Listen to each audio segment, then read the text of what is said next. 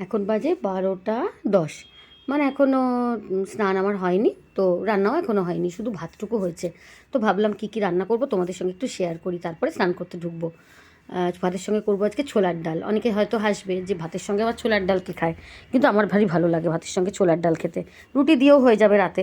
আর এই দেখো বেগুন কেটে রেখেছি, আজকে একটু নিম বেগুন করার ইচ্ছা আছে। কর্তামশাই কালকে বেশ কয়েকটা নিম পাতা এনেছে, কিন্তু নিম পাতাগুলো না একটু মোটা মোটা, তো ভাবলাম দেখি অল্প কিছুটা করে দেখি, তারপরে যদি ভালো লাগে তো খাবো। আর ধনেপাতা কাটবো, মানে ধুয়ে রেখেছি, তো এগুলো কুচিয়ে কাটবো, বড়া করবো ধনেপাতার। আর একটা নতুন জিনিস আজকে ট্রাই করব, যদিও এটা আমার মানে নিজের কোনো রান্না নয়, এটা আমি ইউটিউবে একবার দেখেছিলাম। সেটা হচ্ছে ফুলকপি আছে আর টক দই আছে, তো আমি ভাবছি ফুলকপিটাকে ভেজে একটু রায়তা বানাবো। টক দই দেবো তার মধ্যে, আর রায়তাতে তো টক দই দেবোই, তার মধ্যে একটু গোলমরিচের গুঁড়ো মানে করে রেখেছি সেটা দেবো, কাঁচা লঙ্কা দেবো।